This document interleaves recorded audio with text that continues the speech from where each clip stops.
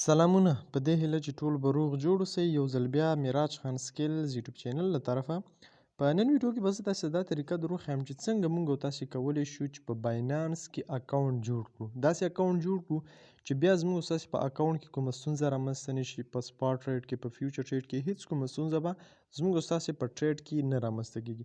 نو په نن ویډیو کې مکمله طریقه درته ښیم او داسې اکاونټ به موږ په دغه ویډیو کې تاسې ته طریقه ښیم چې په آینده کې تاسې ته هیڅ کومه ستونزه رامنځته نه شي. په کومه طریقه چې زه ځم په همدې طریقه باندې لاړ شئ نو انشاءالله تاسې به یو ښه اکاونټ ولرئ. اکثریت ملګري بیا دا هم وایي چې مطلب موږ ډایرکټ په باینانس اپلیکیشن ډاونلوډ کړو، ډایرکټ باینانس اپلیکیشن کې موږ اکاونټ جوړ کړو. هغه چې بیا کله موږ پاسپورټ وریفیکیشن کړو یا په الکترونیکي تذکره باندې وریفیکیشن کړو، هغه موږ ته وریفیکیشن نه راکوي. نو وجه به دا ده چې تاسې اکاونټ سم نه وي جوړ کړی. نو په دغه ویډیو کې به تاسې ته طریقه درښیم چې تاسې څنګه کولی شئ اکاونټ په صحیح طریقه باندې تاسې جوړ کړئ. په اکاونټ جوړول کې تر ټولو مهم شی د یو شخص په ریفرل باندې داخلېدل دي. چې تاسې د یو شخص په ریفرل باندې داخل شئ تر څو ستاسې په اکاونټ کې کومه ستونزه رامنځته نه شي. موږ اکثریت ملګري داسې که چې اکاونټ جوړ کا، ډایرکټ اکاونټ جوړ کا، بس نه ریفرل یو شی هم نه کاري. نو تر ټولو مهمه دا ده چې تاسې د یو چا په ریفرل باندې باینانس ته داخل شئ. نو دغه کومه طریقه چې زه تاسې ته ښیم دا به په اپلیکیشن کې تاسې نه ډکوئ، بلکې تاسې به کروم بروزر له لارې اکاونټ جوړوئ تر څو ستاسې په اکاونټ کې په راتلونکي کې کومه ستونزه رامنځته نه شي. نو په لومړي کمنټ او همدارنګه په ډسکرپشن کې به تاسې ته د باینانس لینک میلاو شي. په هغه لینک باندې به تاسې کلیک وکړئ. چې کله په لینک باندې تاسې کلیک وکړه نو تاسې به کروم بروزر ته راولي. صحیح ده. اپلیکیشن او ډایرکټ اپلیکیشن کې اکاونټ مه جوړوئ. لومړی کروم بروزر له لارې اکاونټ جوړوئ، بیا خپل اکاونټ په اپلیکیشن کې خلاصوئ په باینانس صرافۍ کې.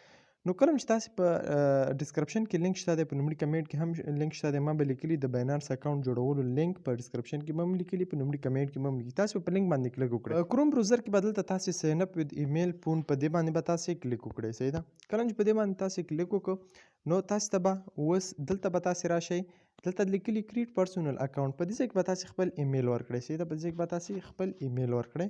نو راځم دلته خپل یو ایمیل چې دی ورکوم. لومړي خانه کې به تاسې خپل یو ایمیل ورکړئ. صحیح ده. دا ویني ایمیل، دغسې به تاسې خپل یو ایمیل ورکړئ. چې کله مې ایمیل ورکړ په نیکس باندې به تاسې کلیک وکړئ. صحیح ده.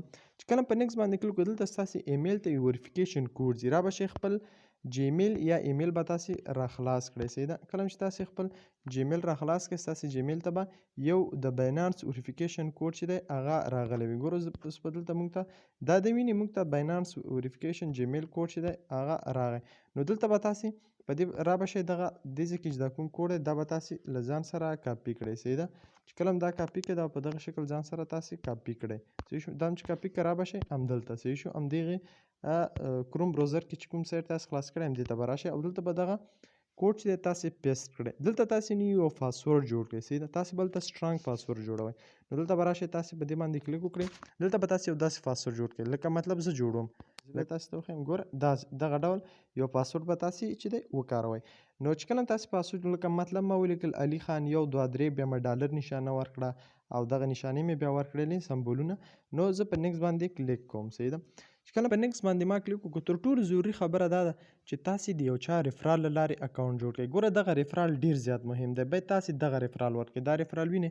په دې ریفرال باندې چې کله تاسې داخل شوئ نو تاسې ته به په اکاونټ جوړولو کې بیا ستونزه نه وي. صحیح شو. دغه ریفرال له لارې به تاسې خپل اکاونټ چې دی جوړ کړئ. دغه ریفرال وینئ. همدا ریفرال به ډایرکټ لینک باندې چې تاسې کلیک وکړئ تاسې کروم بروزر له لارې نو همدغه ډایرکټ همدا ریفرال چې دی تاسې ته راځي. په نیکس باندې به تاسې کلیک وکړئ. صحیح شو. کله چې په نیکس باندې تاسې کلیک وکړو نو ستاسې اکاونټ چې دی دا به بالکل جوړ شي. صحیح شو. دا به یس کړئ. صحیح شو. دا به یس کړئ یا لوګین یس باندې به تاسې کلیک وکړئ. صحیح شو. چې کله یس باندې کلیک وکړو دلته به ستاسې اکاونټ په کروم بروزر کې چې دی خلاص شي. دلته به تاسې د خپل باینانس وریفیکیشن وکړئ. صحیح ده.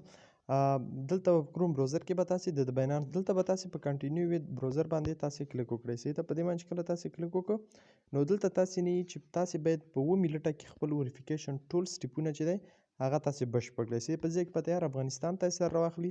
په کنټینیو باندې به تاسې کلیک وکړئ. صحیح شو. کله چې کلیک وکړو نو تاسې دلته راځي چې تاسې خپل فرست نوم ورکړئ. لکه مطلب زه ورکوم زما فرست نوم دی علي. صحیح شو. او بیا دلته ورکوم خان. صحیح. لاست نیم مې خان دی. صحیح شو. علي خان مې ورکړ. نو په نیکس باندې به تاسې کلیک وکړئ. دلته تاسې ته چې ستاسې ریژن یا ملک کوم یو دی افغانستان به تاسې انتخاب کړئ. په په کنټینیو باندې به کلیک وکړئ. دلته یې چې تاسې ډیټ اف برث یعنې ستاسې د زیږېدو تاریخ کوم یو دی صحیح ده. لکه په الکترونیکي تذکره کې ستاسې تاریخ یا په پاسپورټ کې ستاسې تاریخ، نو د همغه تاریخ مطابق به تاسې دلته خپل تاریخ چې دی ورکړئ. لکه زه مطلب دا په 2000 کال کې زیږېدلی د اولې میاشتې په 4مې په 5مه دغسې یو تاریخ به تاسې ورته ورکړئ. چې کله تاریخ ورکړه تاسې، نو دلته په لاین په ځای کې په کنټینیو باندې به تاسې کلیک وکړئ. صحیح شو. چې کله هم تاسې کلیک وکړه، نو دلته به تاسې نه ادرس وغواړي. دلته به تاسې ادرس ورکړئ. لکه مطلب تاسې به ورکړئ افغانستان. صحیح شو. افغانستان به ورکړئ، افغانستان، او همدارنګه بیا به تاسې ورکړئ افغانستان جلال آباد به تاسې ورکړئ. دغسې یو ادرس به تاسې ورکړئ، لکه کوم ښار کې چې تاسې اوسېږئ، افغانستان جلال آباد. صحیح شو. دغه یو ادرس موږ ورکړه. دلته به لاندې راشئ، دې ځای کې تاسې سره چې کله تاسې ادرس ورکړئ، دلته تاسې نه پوسټخانې پوسټل کوډ غواړي. د هر ولایت پوسټل کوډ شته. ګوګل کې تاسې سرچ کولی شئ چې د پلانکي پوسټل کوډ د جلال آباد شپږ چې دی، د جلال آباد 601 دی، 01 دی. که چېرته تاسې ته پوسټل کوډ نه وي معلوم، تاسې به راشئ ګوګل ته. صحیح شو. را به شئ ګوګل ته. صحیح شو. دا دی زه ګوګل ته راځم. دلته به ګوګل ته راشئ. په ګوګل کې به تاسې ولیکئ چې دلته به مطلب زه لیکم کابل پوسټل کوډ. صحیح شو. دغه کابل پوسټل کوډ دی. نو ګوره ځکه دا ما سره کابل پوسټل کوډ راوړي. په دې پوسټل کوډونو کې چې تاسې هر یو کوډ خوښي هغه تاسې استعمالولی شئ. صحیح شو. کابل پوسټل کوډ په ځای کې تاسې هر ولایت نوم لیکلی شئ. لکه ولیکئ ننګرهار پوسټل کوډ، کونړ پوسټل کوډ، لغمان، هر ولایت چې تاسې لیکئ هغه پوسټل کوډونه تاسې په دې پوسټل کوډونو کې ستاسې هر یو خوښي کولی شئ هغه ترې استفاده کړئ. بیرته به راشئ همدې ځای ته پوسټل کوډ چې تاسې ورکړه، نو دلته تیار افغانستان په کنټینیو باندې به تاسې کلیک وکړئ. چې کله تاسې په کنټینیو باندې کلیک وکړو، نو په دې ځای کې تاسې نه غواړي چې تاسې څه شی لرئ. صحیح شو. الکترونیکي تذکره لرئ، د وینې آی ډي، او که پاسپورټ لرئ، نو تاسې به دې دوو کې یو لرئ. یا به الکترونیکي تذکره لرئ یا به تاسې پاسپورټ لرئ. کله چې تاسې په الکترونیکي تذکره باندې کلیک وکړئ، له تاسې غواړي چې تاسې د خپلې تذکرې د مخ عکس یې راولېږئ. هغې نه به یو عکس واخلئ. بیا درته وایي چې دا تذکره په شاته واړوئ، د شا عکس یې واخلئ. صحیح شو. کله چې د مخ او شا عکس دواړه عکسونه تاسې واخیستل او هغه هم کنټینیو کړل، بیا تاسې ته وایي چې تاسې د خپل مخ، بیا به تاسې موبایل ځان ته ونیسئ، تاسې ته چې تاسې د خپل مخ سکین موږ ته راکړئ. نو مخکې تاسې ته چې سر وخوځوه یا سترګې ورپوه، نو ستاسې وریفیکیشن به وشي. په پاسپورټ کې هم په همدې شکل تاسې نه د پاسپورټ انځور غواړي، د انځور به ورته ورکړئ. بیا ستاسې د مخ وریفیکیشن غواړي. چې کله تاسې مخ وریفیکیشن وکړه، تاسې ته چې سترګې ورپوئ یا سر وخوځوئ، نو دا کارونه چې کله ستاسې خلاص شي، نو ستاسې اکاونټ به چې دی بلکل جوړ شي او وریفای به شي.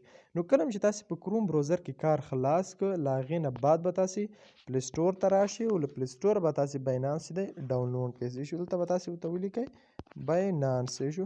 باینانس به له هغې نه بعد تاسې له پلی سټوره ډاونلوډ کړئ او باینانس به اوپن کړئ. صحیح شو. چې کله مو اوپن کړ، نو دلته به تاسې په ساین اپ د لوګین باندې به تاسې کلیک وکړئ. ډایرکټ په باینانس اپلیکیشن کې تاسې اکاونټ مه جوړوئ.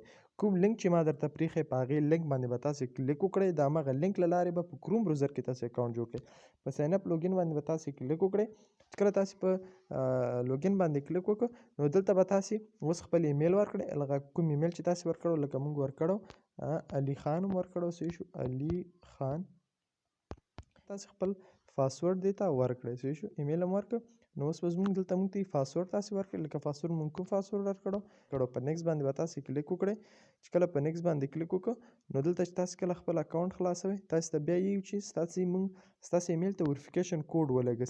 تاسې لوګین کېږئ، نو تاسې به راشئ بیرته خپل ایمیل ته. صحیح شو.